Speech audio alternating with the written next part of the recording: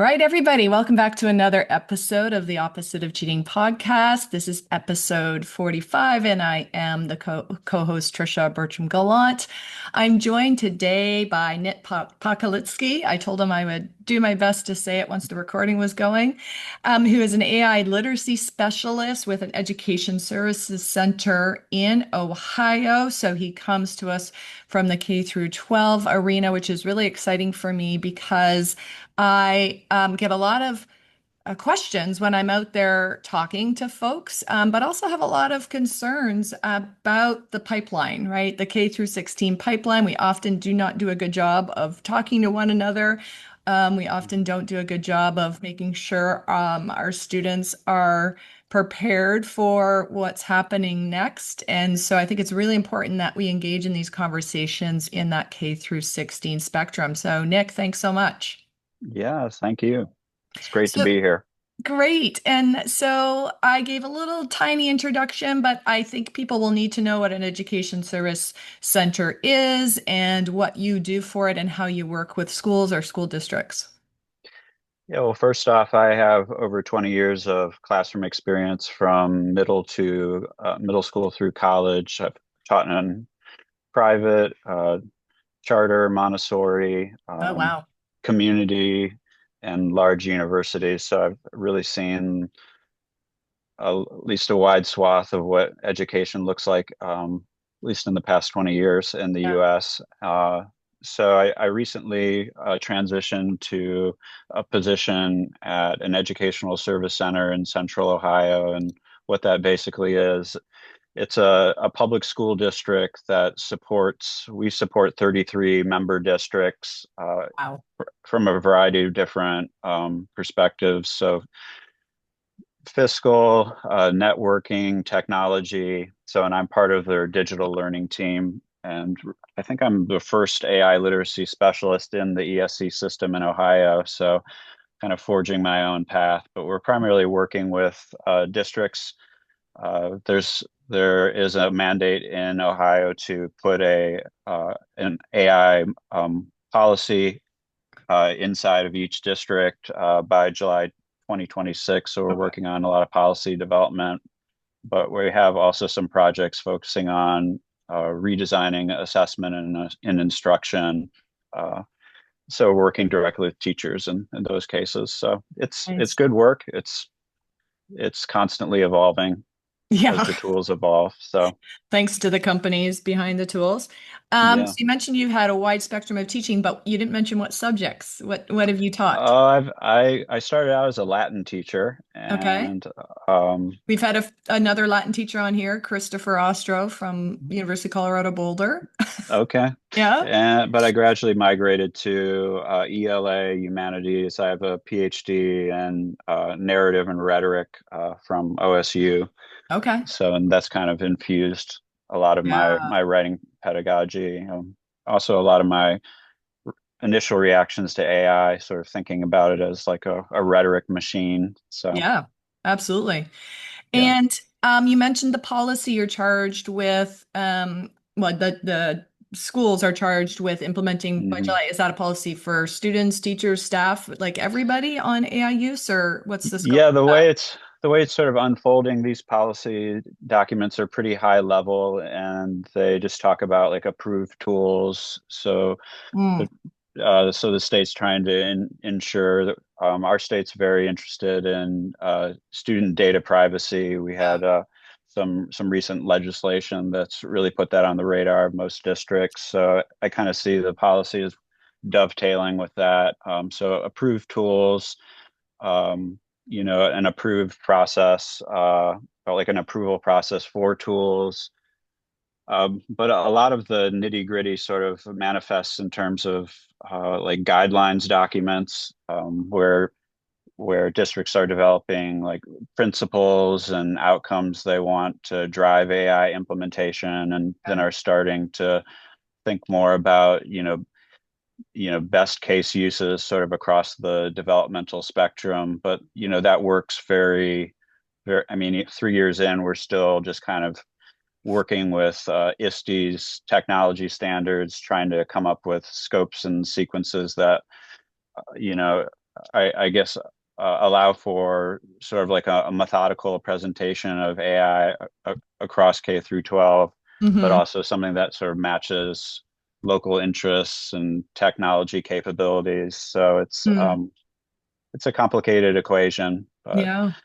we'll be further along probably in 5 years in terms of, I'm sort of imagining sort of a something that looks more concrete in terms of AI literacy, in case uses across the developmental spectrum. But I mean, we're still just kind of getting initial research on kind of the impact of students relying on Yeah. tools, and it's hard to come up with like rubrics that sort of assess, effective, productive use that don't sort of steal away learning opportunities. So it's just early days, It It's is. it's hard work. It is hard work because, again, like we said, from the tech side, it's moving so fast. And Yeah. they say we move too slow in education, but I think we move strategically and methodically and Mm. thoughtfully. And so, yeah, that's slow thinking. We don't move fast and break things typically, and that's the opposite of I would say the tech world, particularly Yeah, like the very AI tech much so. world. Yeah. So before we get more into that AI literacy, which is going to be the bulk of our conversation today, I do have to ask you the question we ask everybody, which is what is your first memory of encountering this idea of academic integrity? Yeah, well, as a K through 12 student, I had a pretty strong sense of self-efficacy and, that I could kind of complete the tasks that were put in front of me. I Mm-hmm. think with the exception of uh, a chemist AP chemistry class that Yeah. I really struggled with. But so, I don't really remember, any particular incidents. I was sort of in a cohort of really smart kids, and we just kind of propelled each other, sort of that, intrinsic, Mm-hmm. extrinsic sort of motivation kind of bouncing around in my academic cohort. But when I got to Oberlin, we it's an honor code Yeah. I was university. just there So, last week talking oh, to them. Yeah. that's awesome. So Yeah. so that was, I think it was my final exams from fall semester, where our teachers sort of dropped into to the class to ask us to write out the honor code, and then he left, and it was sort of a student proctored exam, if you want to call it that. Yeah. So I remember being pretty impressed with it. And I mean, I don't remember a lot of extensive conversation outside of classes, sort of about the honor code. It just kind of had almost like a formulaic, or it was just like a part of the traditional architecture. So, Yep. Just the way we do things around here. yeah. Yep. And I actually just did a little bit of scrolling around, and I mean, I guess they're still doing it. And in the age of AI, they've just added an additional clause to it. Like if the teacher doesn't want you to use AI, then that's something you are dedicating yourself to when you're writing out the code. So Hmm. So when were you at Oberlin? Before AI, obviously. Was it after the it, internet, before the internet? we were just getting like broadband in our dorm room, so it was the Early days. yeah, early days. Okay. So it was all blue book for classics, Yeah. and it was Didn't sort have of like phones probably at the time. no smartphones. So Yeah. it was a situation where it could be fairly secure, although, if, like a lot of classics exams were just kind of translating, verbatim large sections of text. So, Wow. I mean, one could have easily had a note card with some crib sheets in it. Sure. So, but Sure. Well, I was but that saying that you I was saying the temptations to cheat might have been the same in 1999, for example, but the opportunities were not there. Like you had to be right. much more intentional and proactive. Like you would have had to create a cheat sheet. You would have had to think through, like, if I bring this in, are my peers gonna call me out See on it? me. Are they Yeah. gonna tell the teacher? Is anybody else doing it? You might have to ask someone to let you copy off their exam or something. And Hmm. now, companies like Perplexity with their comment with their agent are Hmm. advertising using it to cheat to students. Yeah. They can't get away from it because it's in their phone, and so it's quite a different world for an honor code to try and thrive in, I would say. Yeah, exactly. So, I mean, I definitely feel for students, and you, s- I saw this like slowly, their sort of disposition kind of changing throughout the Mhm. 2010s, Mm, and just as we pushed more and more activities, through the LMS yes. and through Google Docs, and it just becomes this digital feed that they're kind of curating for educators to evaluate. Uh, But it has so many, like the sourcing of it's all pretty invisible. And the temptations to cognitive offload are just so myriad these days. yeah. I am so, how adults often talk about, like, oh, I'd love to go back to being 16 or 18. I'm like, no, thank you. I would not want Yeah, to have to experience being a yeah, student not today. not in this particular world. I mean, social media, I see it Oh, with my kids, just the idea that you're just living so visibly for yeah. public comment. So it's a very different world, I Yeah. imagine, than the one we went to college in. So Yeah. So speaking of that, so what age are your kids? my son is 9, my daughter's 13. Okay. So she's in 8th grade, and Wow. her district's exploring. They have one of the major ed tech providers for AI access in K through 12, and they're exploring like interactive rooms as like a math tutor, and it Okay. was it was kind of interesting to see my work come full circle. Um, Yeah. so It's like, look, and kids, dad's doing something relevant to you. yeah, He's not yeah, talking about classics and Latin anymore. no, not anymore. So They're like, oh, I'm actually interested in what my dad does. yeah, So let's talk about AI literacy. You yeah. use the phrase comprehensive AI literacy. Other people are using critical AI literacy. Other people are saying AI fluency. Can you tell me what your focus is and how do you unpack what it is that you're trying to do for the districts in Ohio and for all the folks you go talk to in speaking engagements?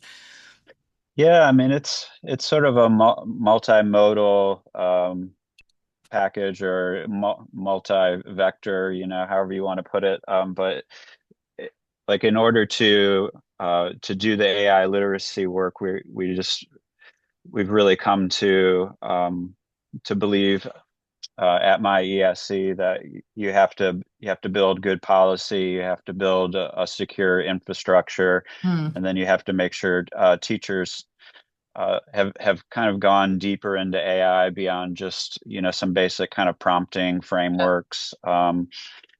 So what we're building, we're calling it disciplinary specific AI.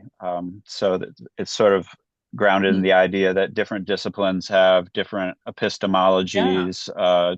They have different modes of verification Mhm. and of accurate information, and that our teachers already have a number of resources and vast experience sort of helping inculcate in students, disciplinary literacy. Yeah.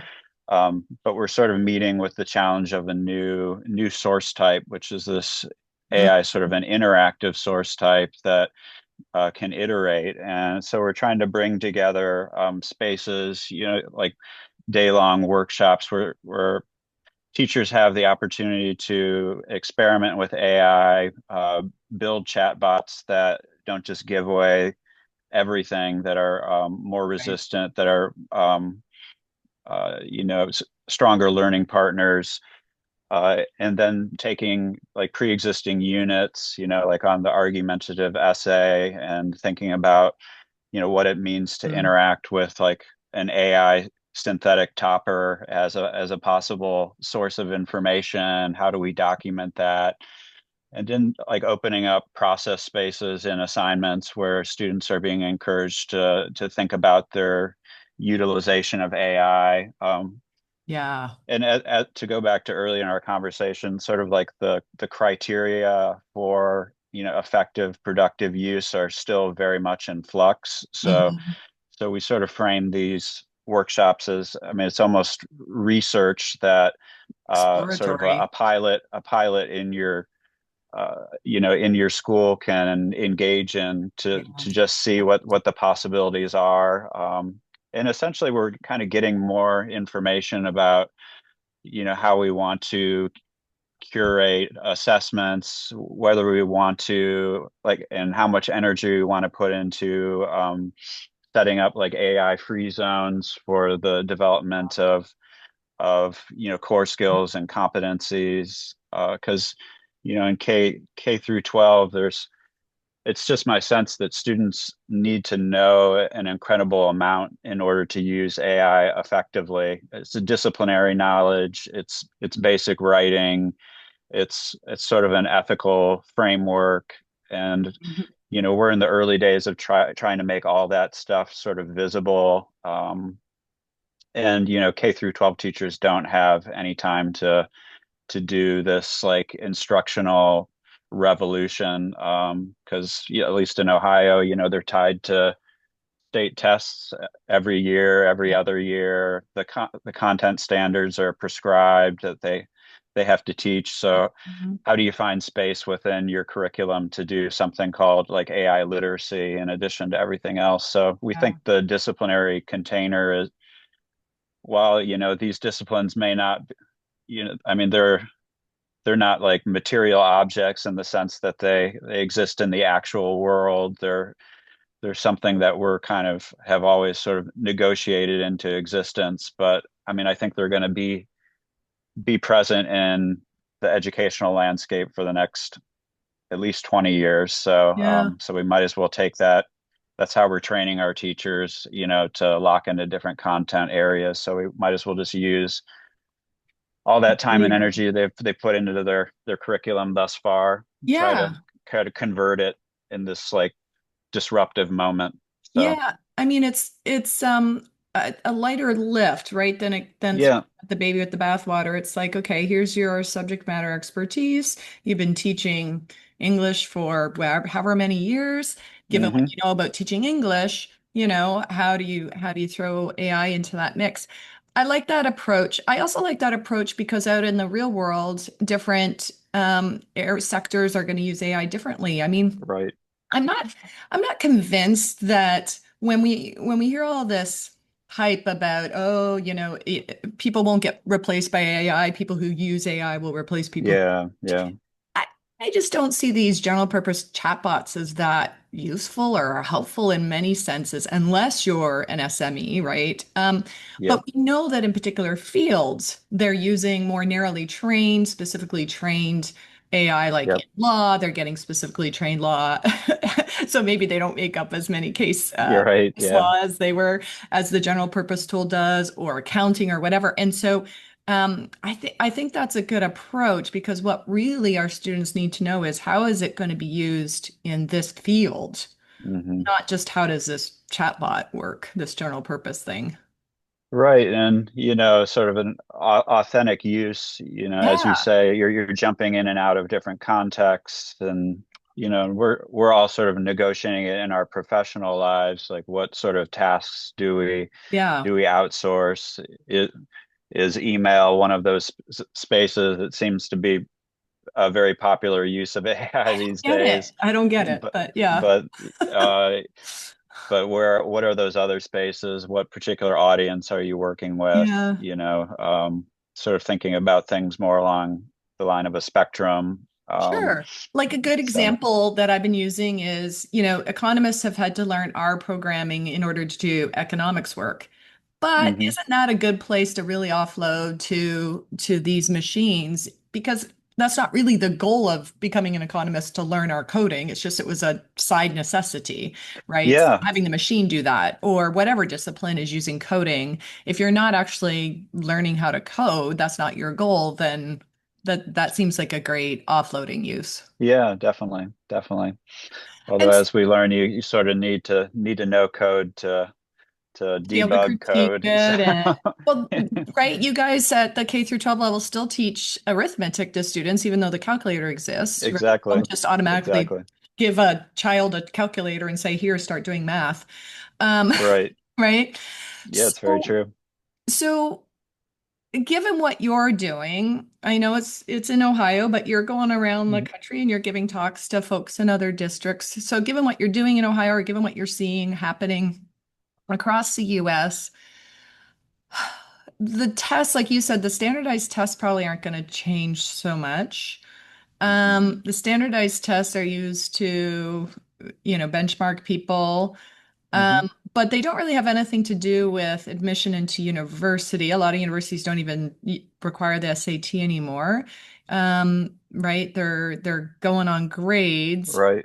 I'm worried about that pipeline. So I feel, and I could be wrong, my impression is that K through 12 is doing this more at like a district level, a school-wide Mhm. level, and not like leaving it up to individual faculty, whereas at the university level, we leave it up to individual faculty. And I've been encouraging of like at least a program or departmental response to this, right? So if you're in the math department, figure out for math what's your foundational courses that students have to know what's that knowledge they need in order to then later offload to AI and then scaffold in cognitive offloading into the curriculum, but Mhm. but that's not happening. So I'm worried about next year, 2 years from now, 3 years from now, our K through 12 students getting here and being like, "What do you mean I can't use AI? I've been using it in very specific ways with very specific tools that were created for the K through 12. I mean, they might also be using the free chatbot version, but they've been using very specific tools.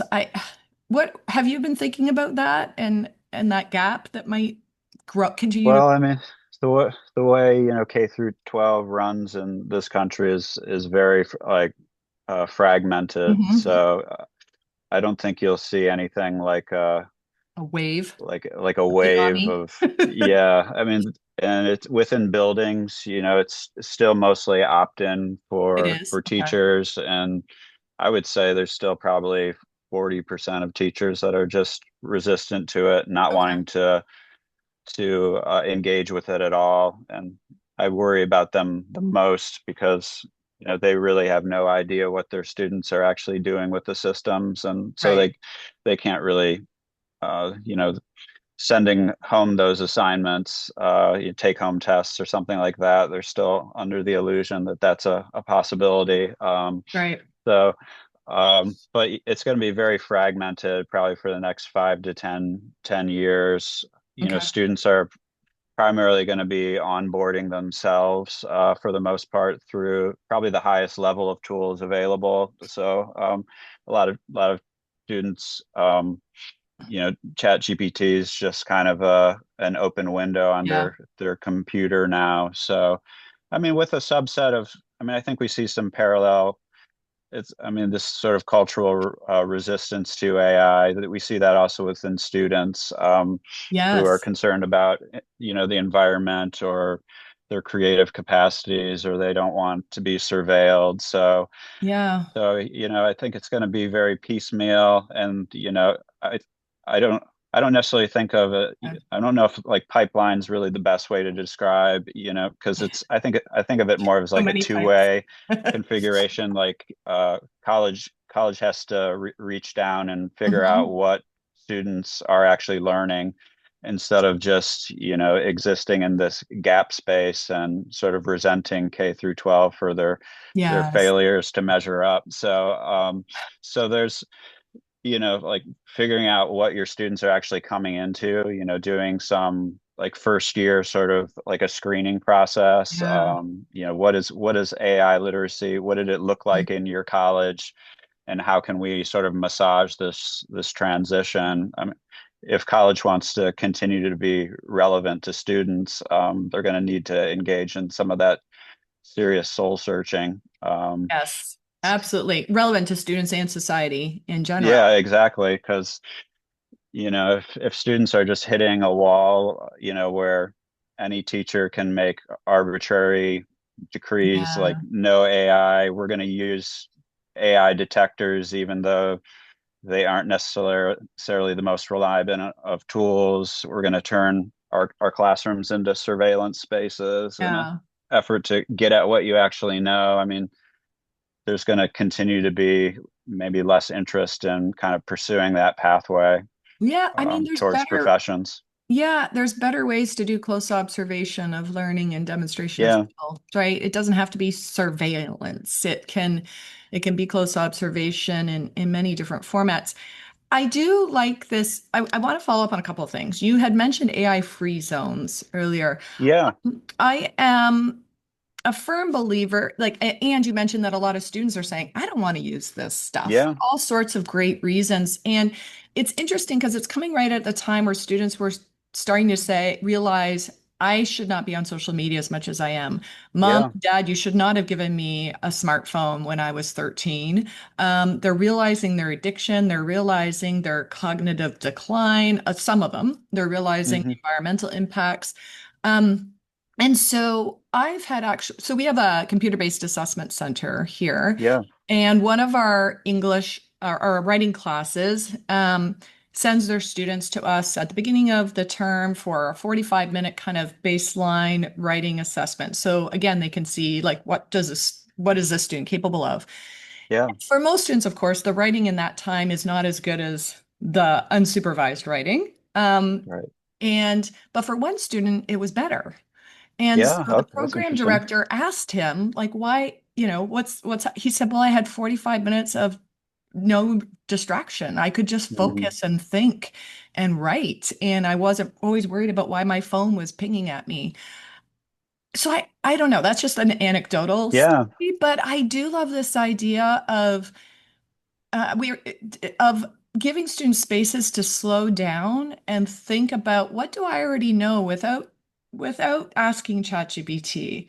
What's in Hmm. my brain? What do I already think? Where are my opinions? And giving them that space and time to do that. Is that what you mean by AI free zones, or what did you mean? Yeah, definitely. I mean, we at my school we would definitely invite our students to do some writing on paper early on, just to introduce themselves to their professor, what they're kind of thinking about content. That gave Mm, us a more personal point of contact, and then I taught in a small enough space where we could have sort of one-on-one conversations after yes. we did that. So we were teaching like on the block schedule, so it allowed for sort of a more organic use of our time in class. Mm, So yeah, but I think like breaking up the large writing assignments into smaller digestible bits, really making sure that you have to complete the first two stages of the process in order to get to the next stage. hmm. There's just like little tweaks that you can make to your curriculum, as long as you're, at the same time working on building sort of an environment of trust and belonging.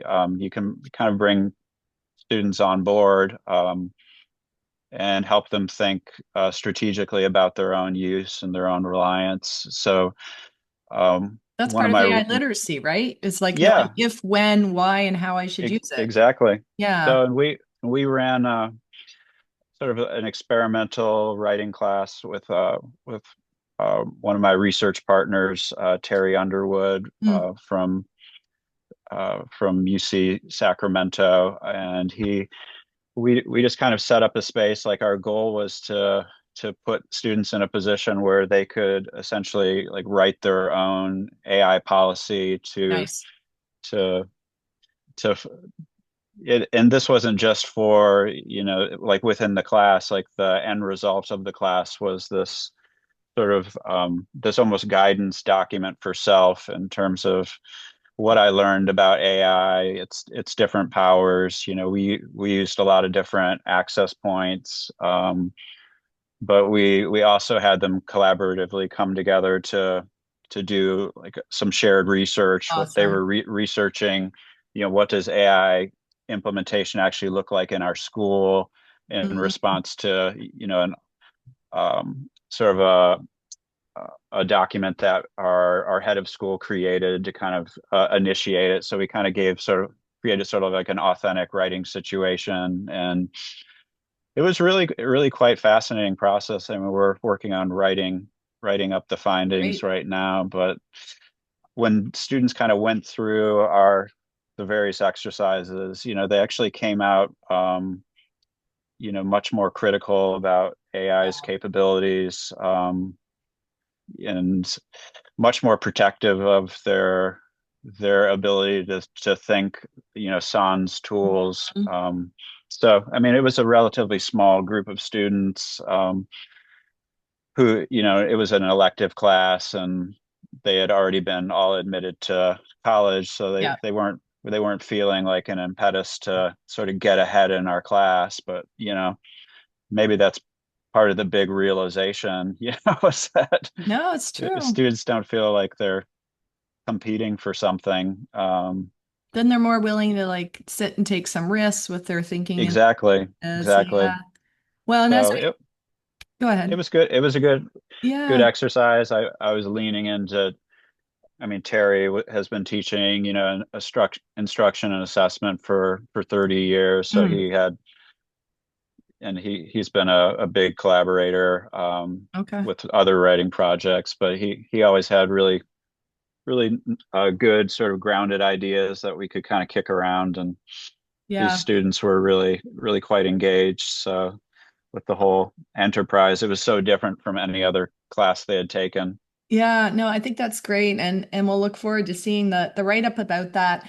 You just you pointed out so many things we talk about in the book, right? Hmm. Is letting students talk about what they think the policy should be, Yep, giving them some stake in that, and I think I tell professors you might be surprised that they're going to say a lot of the same things you would have said, but when they exactly. hear from each other, there's some peer norming around that, and that spreads more like wildfire than if instructor just says, here's the policy, do it or get in trouble kind of thing.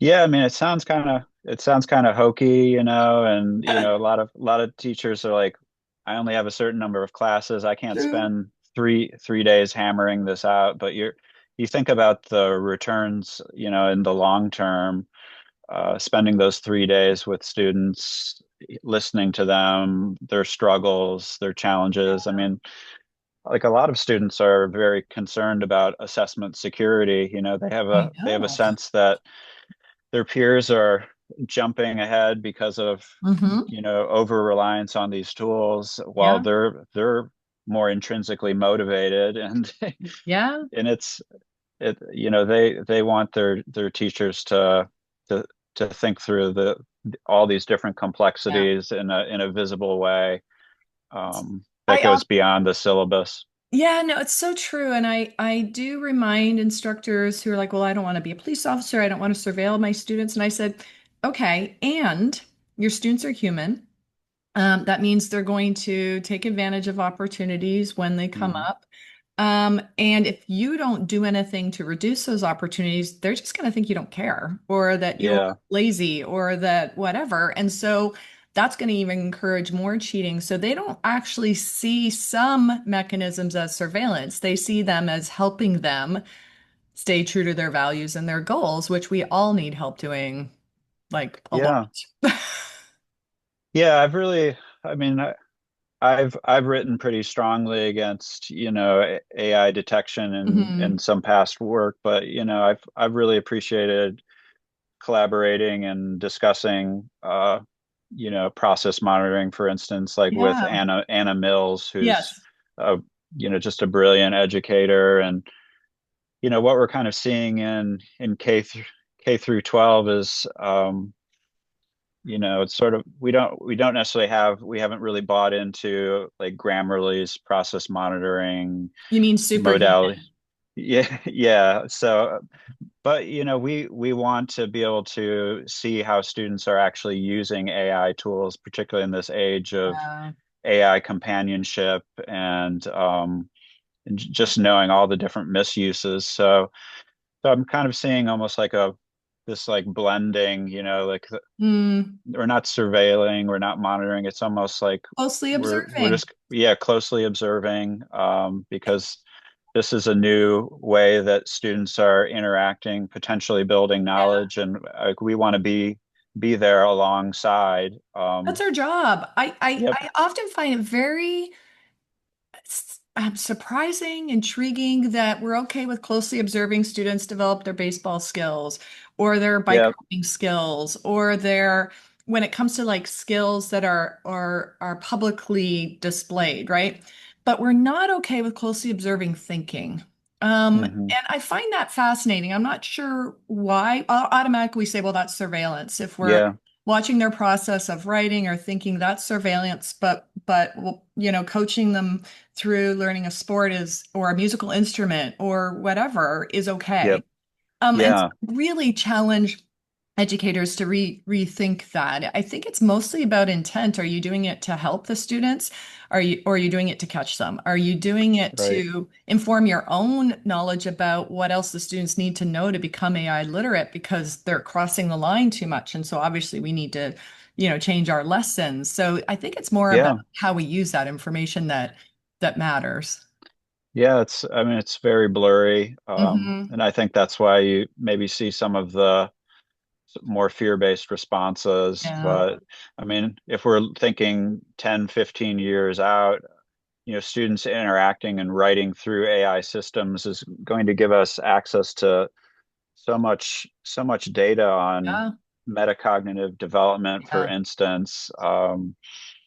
And I don't think we would necessarily want to put policies in place that sort of are just sort of saying that we're just going to have sort of blind access points, and because that's powerful information that we can use to modify our instruction. Yep. So it's just Absolutely. finding the tools that do it safely and effectively, Yeah. sort of the trusted partners, and we're still very early days in that process. So, Yeah. I want to wrap up with one last final question. You had mentioned safety earlier. One of my big concerns right now is students starting to maybe to use these, especially not the ones the school provided, but the generic right. one that keeps giving, they keep getting it for free. So for homework, but ends up with companions and ends up with Hmm. self-harm or even suicide in a few cases. Are you doing any AI literacy for parents? In how to, because that tech companies are not going to save us from this. Yeah. So are you doing any of that kind of educating of parents? Because I don't know that parents are aware of how their kids are using ChatGPT. And we've seen this in the stories, particularly in the lawsuits against OpenAI, that they had no idea that Yeah. their sons were interacting with it in that way. Yeah, I mean, sort of the conversation in K through 12 is like we miss the mark with social media. Yes. We can't miss it with AI. So, I mean, in some senses, K through 12's like proactivity, it's sort of like it's sort of motivated by that sense. We don't want to let this ball, Yeah. slip through the cracks. But once again, the efficacy is sort of limited by the fractured nature of the terrain that we're working in. So you could have one district that is rolling out tools with a lot of transparency, inviting parents to come see how the tools Mm. actually work, the ones that the district's kind of coming on board with, but also think injecting some messaging while you have the parents in the room about more dangerous case uses. Hmm. But then you have other districts that are just kind of trying things out, but not a lot of communication and Yeah. collaboration.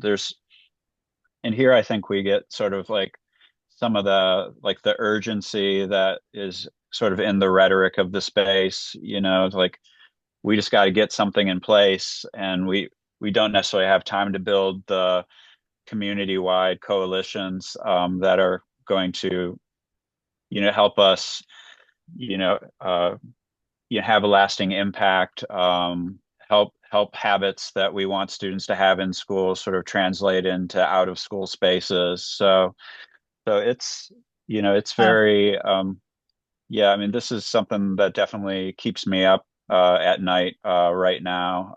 And the way that I am kind of approaching it is like when I'm working with teachers, I always talk with them, if your school is turning on AI interactive spaces, like do you have like a scope and sequence for what does appropriate use look like yeah. across the grade bands? Like, do you necessarily want a fourth grader in front of a chatbot that is presenting itself as authoritative on a concept? Yeah. And no, I don't think we really do want Mhm. that. So, because, there's so many like quiet lessons that are being learned about like what AI is through that sort of interaction. Yeah. Whereas if we create access points where AI is more faltering and, more hesitant about its accuracy and be like upfront in the chat, which um, even the ed tech tools don't offer that really. You have to sort of do personalized prompting in order to get that kind of Yeah. feedback.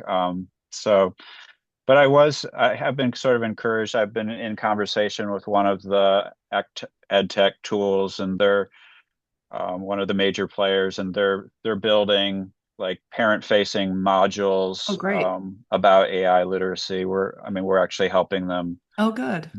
build those. But Okay. once Well, again, that's it's good it's news. it, it's piecemeal, Yeah. Well, like anything right now. yeah, I'm a hopeful pessimist, so I can't tend to go on the pessimistic side too often and counter to the hype. But you've given me a little bit of hope that you're working with an ed tech company. That's what we've been missing, right? Hmm. With the AI companies, they just do things without involving educators, and then they Yeah, got to use it. So I'm glad the ed tech companies are stepping in and working directly with people in the know, and doing something like AI literacy for parents of K through 12 students is so important. So thank you for that work that you're doing. yeah. Thank you for everything else you're doing, and thanks for coming on the cast. I really appreciate it. Thanks so much. All right, Nick.